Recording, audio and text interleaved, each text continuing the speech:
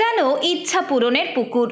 দূর দূরান্ত থেকে মানুষ এসে ডুব দিচ্ছেন পুকুরের জলে। রাজ্যের নানা প্রান্ত থেকেই মানুষজন এসেছেন এই পুকুরে স্নান করতে। কেন জানলে রীতিমতো অবাক হবেন। ডুব দিলেই নাকি মেলে চাকরি, সুস্থ হয় শরীর, মেলে সন্তান। এই বিশ্বাস থেকেই হাবড়ার বাণীপুরের ইটনা কলোনির কামনা পুকুরে স্নানে মানুষের ঢল।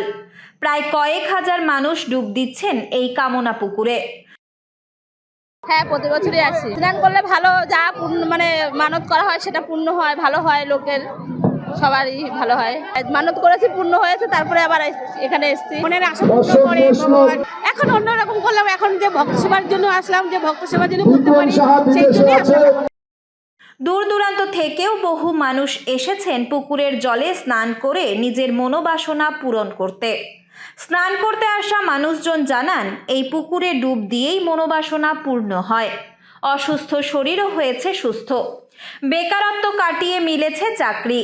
লোকমুখে এই কামনা পূরণের কথা চাউর হতেই দূর দূরান্ত থেকে মানুষজন আসেন একবার এই পুকুরে ডুব দিতে।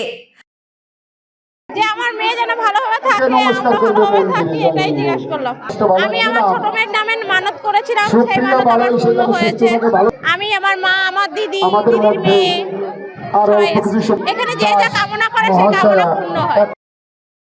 বিগত কয়েক বছর ধরে মনের ইচ্ছা নিয়ে মানুষজন এই কামনা পুকুরে ডুব দেন ভক্তি ভরে। সকাল থেকে এলাকাবাসীদের দেখা গেল এই পুকুরে স্নান করতে। 8 থেকে 80 সকলেই একবার ডুব দিচ্ছেন পুকুরের জলে। চলে বিশেষ পুজো পাঠ। মনের ইচ্ছা পূরণ হলে অনেকেই দেন ভান্ডারা।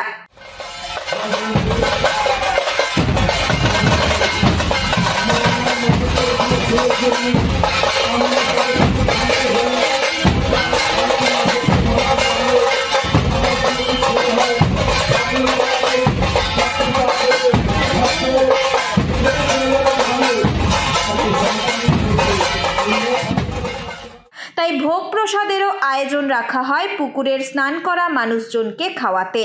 সঙ্গে চলে কাসর ডঙ্কা নিশান নিয়ে হরিনাম সংকীর্তন।